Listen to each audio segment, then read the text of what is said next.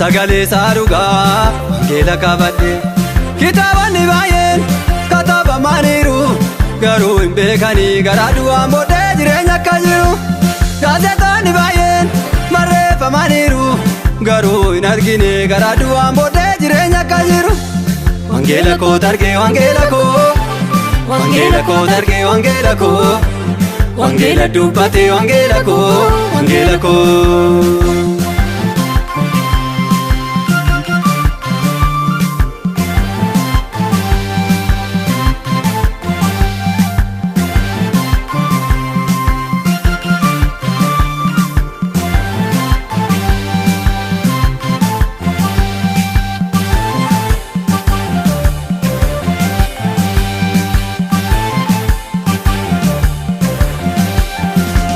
Wangeelli waadanu batee ilaala,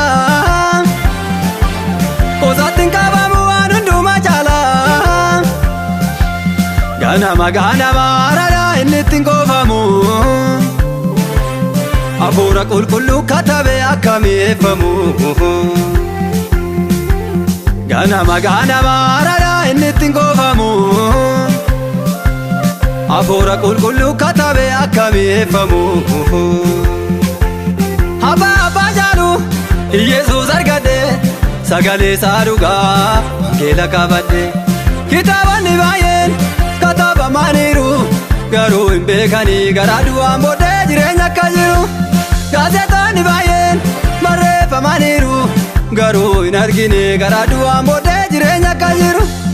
Wangeela koo targee wangeela koo, wangeela koo targee wangeela koo, wangeela dubbatee wangeela koo, wangeela koo.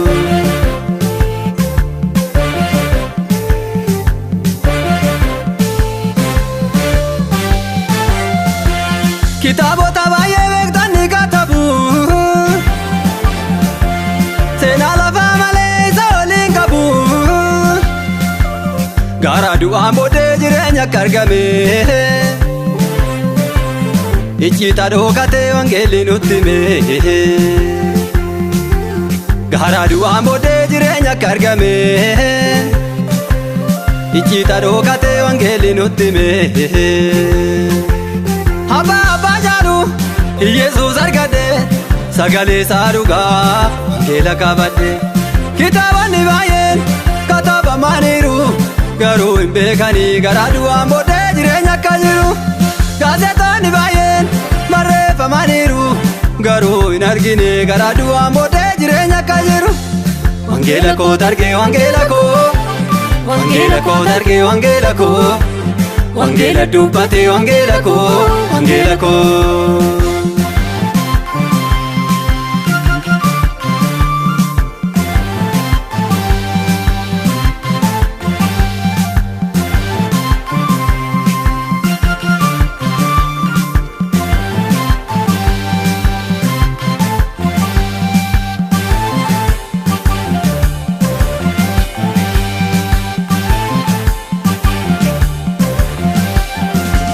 Ribuu dugda namaa galin jabeessa,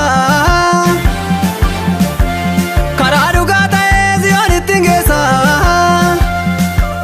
Wangeela yoo baay'ee namni karaan badu, fuuldura isaa jira waan itti gammadu. Wangeelaan deemaanis karaan badu, fuuldura koo jira waan itti gammadu. Abbaa jaalu Yesuus argadhe, sagalee saarugaa wangeela qabadhe. Kitaabonni baay'een katabamaniiru garuu hin beekanii garaa du'aan booddee jireenya akka jiru. Gaazexaawwan baay'een barreeffamaniiru garuu hin argine garaa du'aan booddee jireenya akka jiru.